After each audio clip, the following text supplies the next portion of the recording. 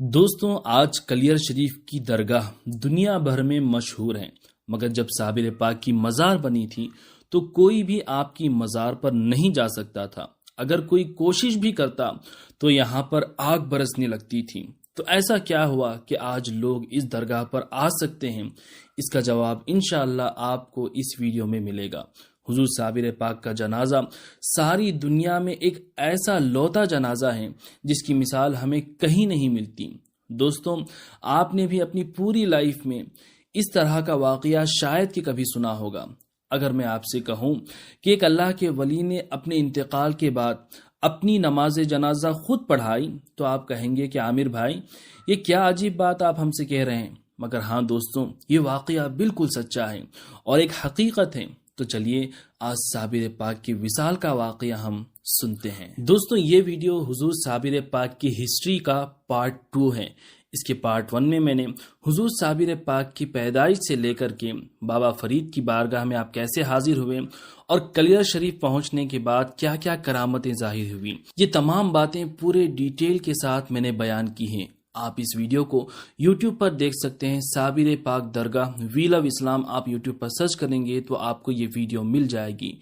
12 لاکھ سے بھی زیادہ لوگوں نے اب تک یہ ویڈیو دیکھ لی ہے اور یہ ویڈیو صابر پاک کی ہسٹری کا پارٹ 2 ہے۔ اور میں آپ کو ریکمینڈ کرنا چاہوں گا کہ اس ویڈیو کو دیکھنے کے بعد آپ یہ ویڈیو دیکھیں گے تو آپ کا مزہ دگنا ہو جائے گا انشاءاللہ۔ ایک مرتبہ صابر پاک رحمۃ اللہ علیہ اپنے ایک لوتے مرید و خلیفہ حضرت شمس الدین ترک پانی پتی رحمۃ اللہ علیہ کو اپنے پیر و مرشد بابا فرید الدین گنج شکر رحمۃ اللہ علیہ کی شان اور آپ کا مقام بتا رہے تھے۔ صابر پاک نے فرمایا کہ اے شمس الدین، میرے مرشد کو اللہ نے فنا اور بقا کا مقام عطا فرمایا۔ یہ سن کر کے حضرت شمس الدین ترک رحمۃ اللہ علیہ نے عرض کی کہ حضور، یہ فنا کیا ہے اور بقا کیا ہے؟ تو صابر پاک نے فرمایا کہ اے شمس، میں تم کو بتاؤں کیا؟ جب وقت آئے گا تو ہم تمہیں دکھا ہی دیں گے۔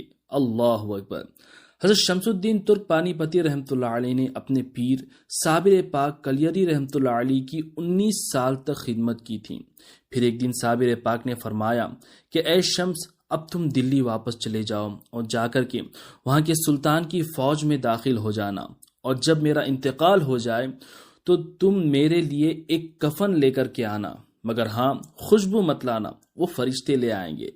جب تم میرے پاس آنا تو بس سوچنا کہ غسل ہو جائے تو غسل ہو جائے گا، سب انتظام خود بخود ہو جائے گا۔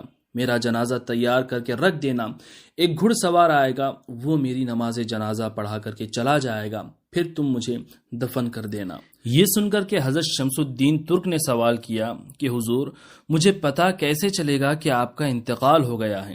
تو صابر پاک نے فرمایا کہ جب تم یہاں سے چلے جاؤ گے اور آرمی میں داخل ہو جاؤ گے، یعنی سلطان کی فوج میں داخل ہو جاؤ گے، تو ایک دن آئے گا کہ تم سب فوج والے اپنے اپنے خیمے میں، کیمپس میں سوئے ہوئے ہوگے، اور ایک زوردار طوفان آئے گا۔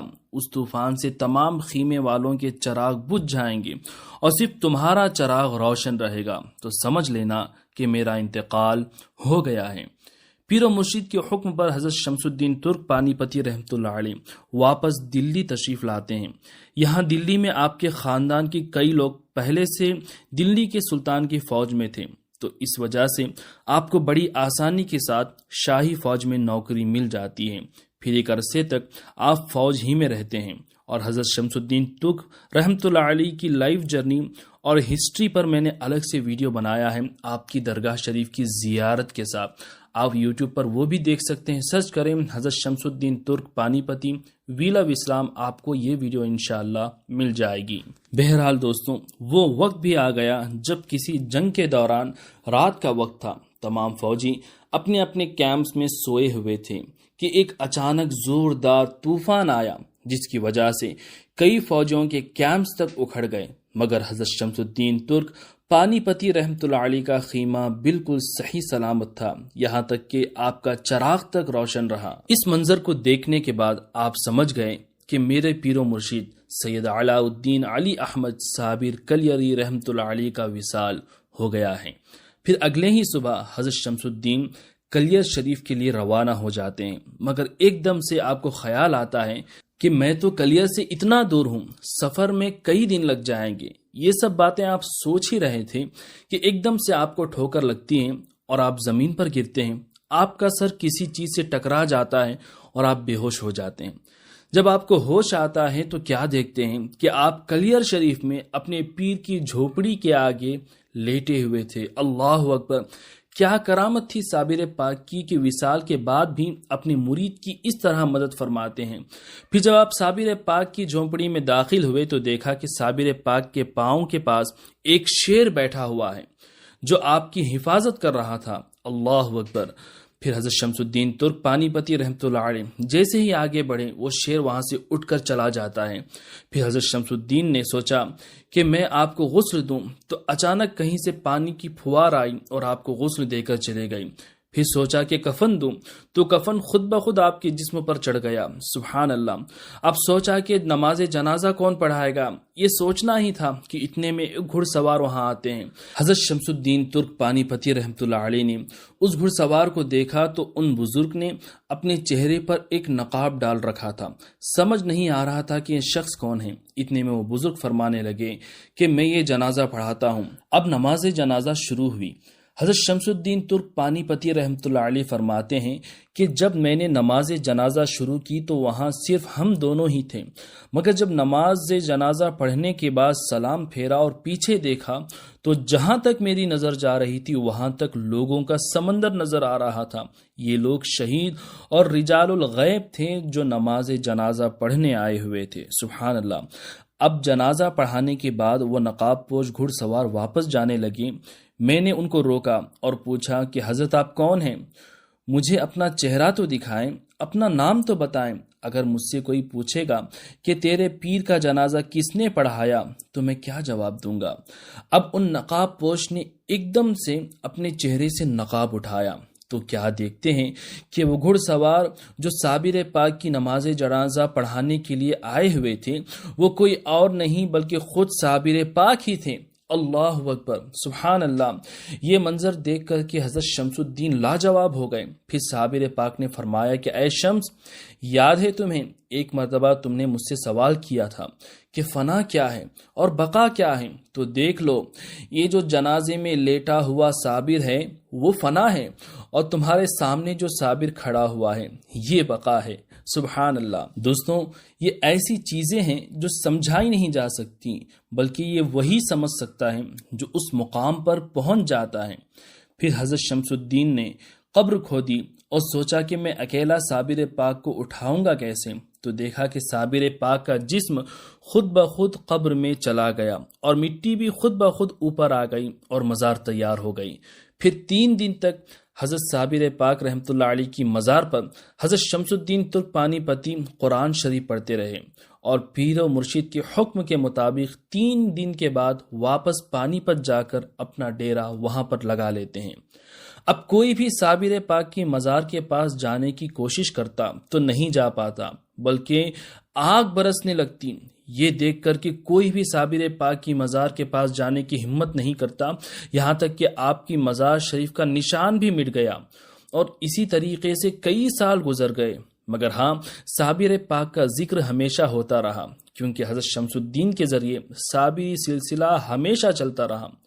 جب کئی سال گزر گئے تو آپ ہی کے سلسلے کے ایک بزرگ گزرے ہیں جن کا نام حضرت قطب عالم شیخ عبد القدوس گنگوہی رحمۃ اللہ علیہ ہیں۔ یہ شیخ عبد القدوس گنگوہی رحمۃ اللہ علیہ اپنے دادا مرشد کی مزار پر روزانہ جھاڑو لگایا کرتے تھے۔ ایک مرتبہ آپ جھاڑو لگا رہے تھے کہ ایک بزرگ وہاں سے گزرے اور گزرتے ہوئے کہنے لگے کہ اے عبد القدوس، کبھی ہماری قبر پر بھی جھاڑو لگا دیا کرو۔ اللہ اکبر! اب یہ جھاڑو دے رہے تھے، اسی خیال میں آپ نے کہہ دیا ہاں لگا دوں گا، مگر پھر خیال آیا کہ بھائی یہ کون تھے جو خود اپنی قبر پر جھاڑو دینے کی بات کر رہے تھے۔ اتنے میں آپ کو کشف ہوا اور آپ کو معلوم ہو گیا کہ یہ بزرگ کوئی اور نہیں بلکہ خود صابر پاک تھے۔ سبحان اللہ! پھر شیخ عبد القدوس گنگوہی رحمۃ اللہ علیہ کلیئر شریف کے لیے روانہ ہو گئے اور آپ کو صابر پاک کی مزار شریف کا نشان بھی مل گیا۔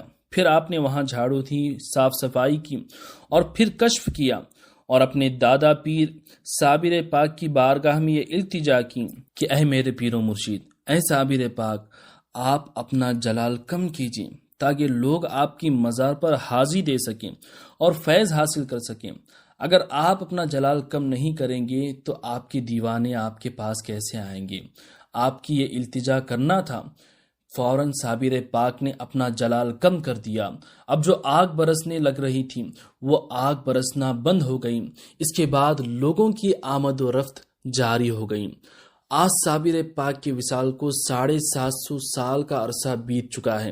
ناظرین، لاکھوں کروڑوں عقیدت مند صابر پاک کی مزار پر ہر سال حاضری دیتے ہیں۔ روزانہ لوگوں کی بھیڑ لگی ہوئی ہوتی ہے۔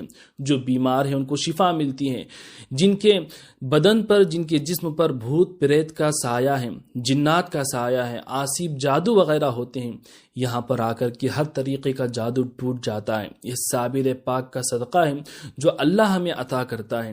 حضرت صابر پاک کا وسیلہ جب ہم اللہ کی بارگاہ میں پیش کرتے ہیں تو اللہ ہماری دعائیں قبول فرماتا ہے۔ آپ بھی کوشش کریں کہ کلیر شریف ضرور حاضری دیں اور صابر پاک کے وسیلے سے دعا کریں۔ دوستوں، یہ ویڈیو آپ کو کیسے لگی کمنٹ کر کے ضرور بتائیں، اور اس ویڈیو کو زیادہ سے زیادہ اپنے دوستوں، رشتہ داروں